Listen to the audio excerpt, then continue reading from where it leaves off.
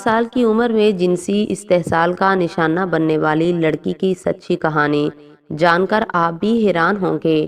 لاہور میں والدین کی اکلوتی اولاد ہوں۔ میں جب پیدا ہوئی تو گھر والے بہت خوش ہوئے کیونکہ میں شادی کے 8 سال بعد پیدا ہوئی تھی۔ میں گھر والوں کی آنکھ کا تارا ہوں۔ بچپن سے ہی میں بہت خوبصورت ہوں، گول مٹول چہرہ، اوپر سے نیلی آنکھیں، گورا رنگ اور گال ایسے سرخ جیسے کندھاری انار ہوں۔ دیکھنے والے پہلی نظر میں مجھے خوبصورت پٹھانی سمجھتے ہیں۔ جب بھی کوئی مہمان ہمارے گھر آتا تو وہ مجھے ضرور گود میں اٹھاتا کیونکہ میں بالکل گڑیا کی طرح لگتی تھی۔ جب میں 4 سال کی ہوئی تو گھر والوں نے مجھے شہر کے سب سے بہترین اسکول میں داخل کروایا۔ میں کلاس کی سب سے حسین لڑکی تھی۔ ایک تو میں حسین تھی اور اوپر سے ذہین بھی، اس لیے کلاس کی سب ٹیچرز بھی مجھے بہت پسند کرتی تھی۔ جب میں تیسری جماعت میں آئی تو میرے محلے کے ایک لڑکی میری کلاس میں داخل ہوئی۔ اس کا نام ثنا تھا۔ چند ہی دنوں میں ہم سہیلیاں بن گئی اور کھیلنے کے لیے ایک دوسرے کے گھر آنے جانے لگی۔ میں جب بھی ان کے گھر جاتی تو میں اور ثنا چھت پر کھیلا کرتی تھی۔ ان کی چھت پر ایک پرانی چارپائی تھی جسے ہم نے دیوار کے ساتھ کھڑا کر لیا تھا اور اس پر ہم نے ایک بڑی سی چادر ڈال کر اسے چاروں طرف سے بند کر کے ایک چھوٹا سا گھر بنایا ہوا تھا۔ اس گھر میں ہم اپنی گڑیوں سے کھیلا کرتے تھے۔ میری سہیلی کا بھائی بھی کبھی کبھی ہمارے ساتھ کھیلا کرتا تھا۔ وہ ثنا سے 3-4 سال بڑا تھا۔ میں ایک دن اپنی ایک کتاب وہاں کلاس میں بھول آئی تھی۔ میں گیٹ پر کھڑی پاپا کا انتظار کر رہی تھی۔ وہ مجھے لینے ابھی تک نہیں پہنچے تھے۔ اسکول کے زیادہ تر بچے جا چکے تھے۔ اچانک مجھے اپنی کتاب یاد آئی۔ میں فوراً اپنی کلاس میں گئی اور اپنی کتاب اٹھا کر کلاس سے باہر نکلی تو میری نظر سامنے 10ویں کلاس کی کھڑکی کی طرف پڑی تو وہاں ایک لڑکا اور ایک لڑکی ایک دوسرے سے کچھ نازیبا حرکت کر رہے تھے۔ مجھے بہت عجیب لگا لیکن میں وہاں رکی نہیں اور سیدھی گیٹ پر آ گئی۔ میرے پاپا اتنی دیر میں آ چکے تھے۔ میں ان کے ساتھ گھر چلی آئی، لیکن یہ واقعہ جیسے میرے ذہن پر ثبت ہو کر رہ گیا تھا۔ میں جب بھی کسی فلم میں کوئی ایسی ویسی حرکت دیکھتی تو میری فیلنگز عجیب سی ہو جاتی، لیکن میں ان کو سمجھنے سے قاصر تھی کیونکہ بچپن کے دن تھے۔ میں سیکس کی الف بے بھی نہیں جانتی تھی۔ ایسے ہی 3-4 سال گزر گئے لیکن ہماری ایک دوسرے کے گھر جا کر کھیلنے والی عادت نہیں بدلی۔ ایک دن ہم نے اپنی گڑیا کی شادی کی۔ ہم جب نئی گڑیا خریدتے تو ان کی آپس میں شادی ضرور کرتے تھے۔ شادی والے دن ہم کیک وغیرہ ثنا کے بھائی سے ہی منگواتی تھی۔ اسی طرح وہ بھی شادی میں شریک ہو جاتا تھا۔ اس کی عمر تقریباً 15 سال ہو چکی تھی اور میں بھی اس وقت 12 سال کی ہو چکی تھی۔ ایک دن ہم نے گڑیا کی شادی کی تو ثنا کے بھائی نے کہا کہ گڑیوں کی شادی تو بہت دفعہ ہو چکی ہے، اب اگلی دفعہ ہم ایک دوسرے سے شادی کریں گے اور آپس میں کھیلیں گے۔ بچپن کے دن تھے، اتنی زیادہ سمجھ بوجھ بھی نہیں تھی اور نہ ہی شادی کی اصل حقیقت سے واقف تھی، اس لیے ہم مان گئی۔ ثنا کے بھائی نے کہا کہ سنڈے کو ہم شادی کھیلیں گے۔ سنڈے والے دن میں ثنا کے گھر گئی تو ثنا اور اس کا بھائی سنی مجھے لے کر چھت پر چلے گئے۔ چھت پر ہم اپنے مخصوص کمرے میں چلے گئے جو ہم نے چارپائی سے بنایا ہوا تھا۔ سنی نے مجھ سے کہا کہ آج میں اور تم شادی کریں گے، آج تم ثنا کی بھابھی بنو گی اور ثنا آج کے بعد تمہاری خدمت کیا کرے گی۔ سنی نے مجھ سے پوچھا کہ تم مجھ سے شادی کرو گی تو میں نے ثنا کی طرف دیکھا تو سنی نے کہا کہ بہن بھائی کے درمیان شادی نہیں ہوتی، اس لیے تمہیں ہی مجھ سے شادی کرنی پڑے گی۔ میں نے کہا ٹھیک ہے کہ آپ مجھ سے ہی شادی کر لو۔ جب ہم گڑیا اور گڈے کی شادی کرتے تھے تو گڈے کی طرف سے گڑیا کے گلے میں ایک ہار پہنا دیا کرتی تھی اور ایک کیک کھا کر گڑیا اور گڈے کی رخصتی کر دیتی تھی۔ اگر میرا گڈا ہوتا تو میں اس کی گڑیا ساتھ لے آتی اور اگر میری گڑیا ہوتی تو میں وہاں چھوڑ آتی۔ سنی کے پاس بھی ایک ہار تھا، اس نے میرے گلے میں پہنا دیا اور کہا کہ اب تم میری دلہن ہو۔ میں نے کہا کہ آپ میرے دلہا ہو۔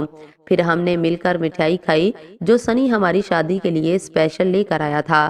سنی نے اپنی بہن ثنا سے کہا کہ جب دلہن نئی گھر آتی ہے تو وہ کام نہیں کرتی، اس لیے اب گھر کے کام تم نے کرنے ہیں، بعد میں گھر کے کام آپ کی یہ بھابھی ہی کیا کرے گی۔ اس نے میری طرف ہاتھ کرتے ہوئے کہا ثنا اب تم ہمارے لیے چائے بنا کر لاؤ۔ سنی نے کہا اور ثنا چائے بنانے چلی گئی۔ ثنا جیسے ہی نیچے گئی تو سنی نے کہا دلہا اور دلہن ساتھ سوتے ہیں، اس لیے آپ میرے ساتھ ہی لیٹا کرو گی۔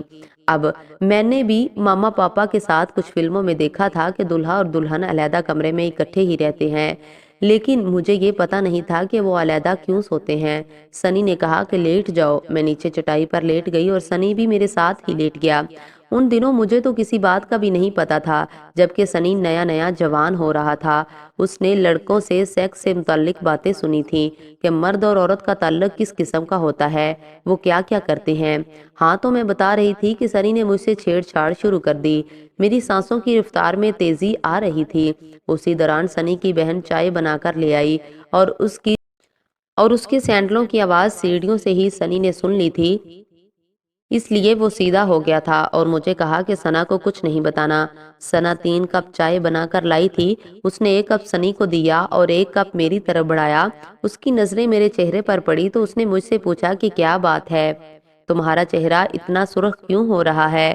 اس وقت میرے دل کی دھڑکنیں بہت تیز تھی اور میرا جسم ہولے ہولے کانپ رہا تھا، لیکن ثنا نے محسوس نہیں کیا تھا۔ میں خاموش رہی، میں نے کوئی جواب نہیں دیا۔ مجھے خاموش پا کر سنی نے اپنی بہن سے کہا کہ اس کو اچانک بخار ہو گیا ہے اور بخار کی وجہ سے اس کا چہرہ بھی سرخ ہو گیا ہے۔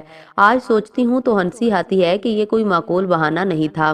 اگر ثنا کی جگہ اس کی ماما یا میری ماما ہوتی تو شاید معاملہ بھانپ جاتی، لیکن ثنا بھی میری طرح 12 سال کی تھی۔ اسے بھی ان دنوں ایسی باتوں کا پتہ نہیں تھا، اس لیے اس نے پریشانی سے کہا کہ جلدی سے ڈاکٹر کے پاس جاؤ۔ سنی نے کہا کہ اب اسے چائے تو پی لینے دو، آج ہی میری شادی ہوئی ہے اور تم میری دلہن کو بھگا رہی ہو۔ ثنا نے کہا دلہا جی پہلے دلہن کی دوائی تو لا کر دو۔ میں نے کہا کہ میں پاپا کے ساتھ چلی جاؤں گی، مجھے گھر جانا ہے۔ ثنا نے کہا کہ پہلے چائے تو پی لو۔ میں چائے پینے کے بعد اپنے گھر آ گئی۔ اس کے بعد بھی میں معمول کے مطابق ثنا کے گھر کھیلنے جاتی۔ سنی کبھی گھر ہوتا تو کبھی دوستوں کے ساتھ کھیلنے گیا ہوتا۔ ثنا کے ہوتے ہوئے دوبارہ ایسا کوئی موقع نہیں ملا کہ سنی دوبارہ ویسی حرکت کرتا، لیکن موقع محل دیکھ کر وہ کبھی کبھی میرے بہت قریب آ جاتا تھا، جسے میں بہت پسند کرتی تھی۔ ایسے ہی ایک دن میں ثنا کے گھر گئی تو گھر میں سنی کے سوا کوئی نہیں تھا۔ سنی نے میرے پوچھنے پر بتایا کہ ثنا ماما کے ساتھ بازار گئی ہے اور انہیں آنے میں کافی وقت لگے گا۔ چاہیے تو یہ تھا کہ میں واپس چلی جاتی، لیکن ذہن کے کسی کونے میں اس دن کا مزہ تھا جس نے مجھے جانے نہ دیا۔ سنی مجھے کہنے لگا آؤ اتنی دیر ہم دلہا دلہن کھیلتے ہیں۔ وہ مجھے لے کر کمرے میں چلا گیا۔ کمرے میں لے جا کر سنی نے مجھے بیڈ پر بیٹھنے کا کہا اور خود میرے ساتھ بیٹھ گیا۔ اس نے مجھ سے پوچھا کہ اس دن والی بات کسی کو بتائی تو نہیں؟ میں نے نفی میں سر ہلایا تو سنی نے کہا اس دن اچھا لگا تھا۔ میں نے اس بات میں سر ہلایا تو سنی نے کہا آج پھر شادی کے دوسرے مرحلے کی طرف چلتے ہیں۔ میں خاموش رہی تو سنی نے مجھے وہاں ہی بیڈ پر لٹا لیا اور خود بھی ساتھ لیٹ کر گیا اور پھر ہم ساری حدیں عبور کرتے گئے۔ اس نئی دنیا سے میں صرف 12 سال کی عمر میں ہی آشنا ہو گئی تھی۔ میری زندگی کا یہ پہلا تجربہ تھا۔ میرے پاپا اور مما کے ہاں میرا کوئی جوڑ نہیں تھا۔ جب میں بڑی ہوئی تو سنی نے ثنا سے مجھ سے شادی کی خواہش کا اظہار کیا تھا۔ ثنا نے مجھ سے پوچھا تو میں نے بھی اعتراض نہیں کیا اور پھر ثنا کے ماما پاپا نے میرے ماما پاپا سے میرا رشتہ مانگا اور پھر 20 سال کی عمر میں میری سنی سے شادی ہو گئی۔ سامعین، آپ نے اخبارات میں پڑھا ہوگا کہ 5 سالہ بچی سے زیادتی، کبھی 10 سالہ بچی سے زیادتی اور کبھی 12 سالہ بچی سے زیادتی۔ اس کی بہت ساری وجوہات ہیں، لیکن سب سے اہم وجہ والدین ہیں جو اپنے بچوں پر صحیح سے توجہ نہیں دیتے۔ میں گھر سے یہ بتا کر جاتی تھی کہ میں ثنا کے گھر جا رہی ہوں، لیکن کبھی بھی میرے ماما پاپا نے یہ جاننے کی کوشش نہیں کی کہ میں وہاں کیا کرتی ہوں اور ساتھ میں کون کون کھیلتا ہے۔